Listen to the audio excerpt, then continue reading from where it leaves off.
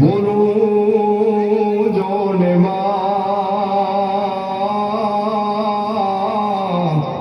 હર રે મન જન ખાચે નાનપણ સાંભરે પછી ઓલી મોટા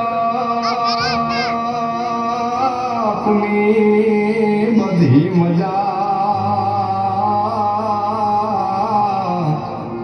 હર રે મન જન કડવી લાગે કાગડા કડવી લાગે કાગડા બેટા અરે અરે બેટા કહું છું સાંભળે છે મારી વાત? રોજ રોજની ટકટક સાંભળીને કંટાળી ગયો છું. હા મોબાઈલે તને આંધળો બનાવી દીધો છે. હું કહું છું હું કવે જો મોબાઈલ નથી દીધો. લાવ કહું છું મને દે ના દે કહું છું ને. આ શું કર્યું તે? પાછળ જ પડી ગઈ છે.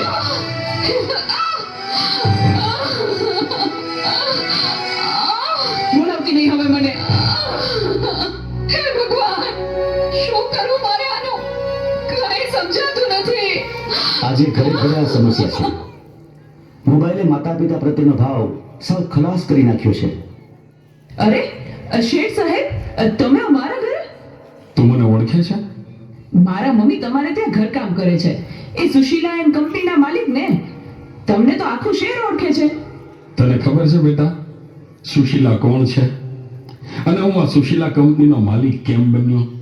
ના. તો સાંભળ. અતિશય સાધારણ કુટુંબમાં મારો જન્મ થયો.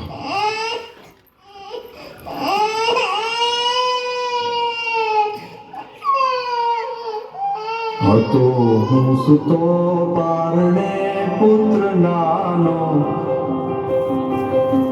રડું છેક તો રાખતું કોણ છાનો મને દુખી દેખી દુખી કોણ થાતું મહાહેતવાળી દયાળી જ માતું સુતો પારણે પુત્ર નાનો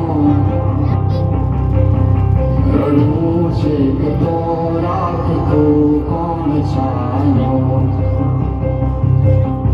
મને દુખી દેખી દુખી કોણ થાતું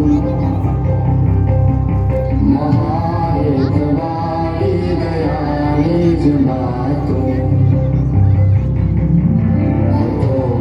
સુતો પારણે પુત્ર નાનો રડું છે તો રાખતું કોણ છાનો મને દુખી દેખી દુખી કોણ થાતું મહાહેતવાળી દયાળી જ માતું.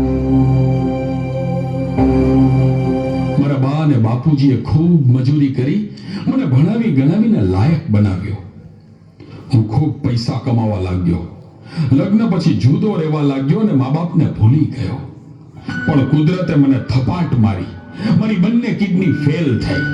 મારી પત્નીએ આ વાત સાંભળીને ડિવોર્સ લીધા. પણ મારી માએ જ્યારે આ વાત સાંભળીને ત્યારે ગાંડી ઘેલી થઈને દોડતી દોડતી મારી પાસે આવી. અરે દીકરા એમાં શું પૂછાઈ ગયું હે? હું છું ને તારી માં હું જીવું છું ને ત્યાં સુધી તને કઈ નહીં થાય દીકરા.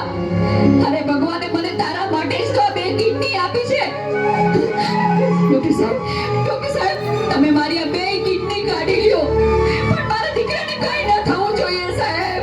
કઈ ન થવું જોઈએ.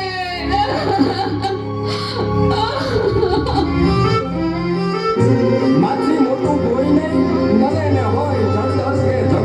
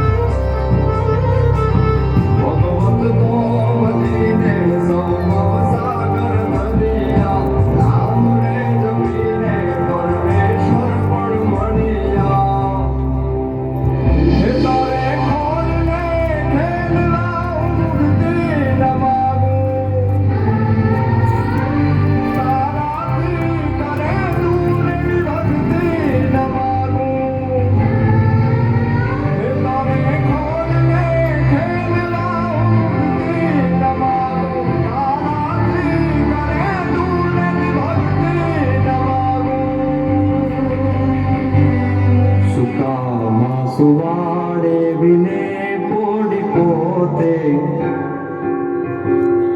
પીડા પામ પાંડે તજે સાધ પોતે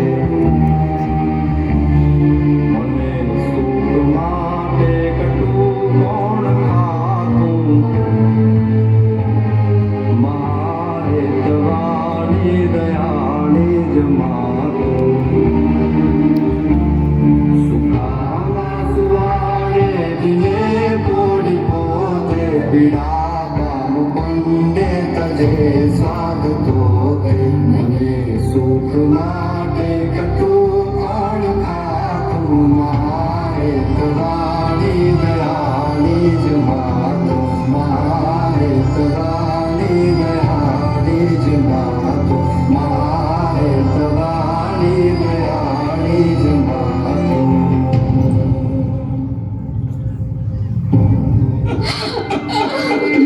મારી માએ આપેલી કિડનીથી હું જીવું છું.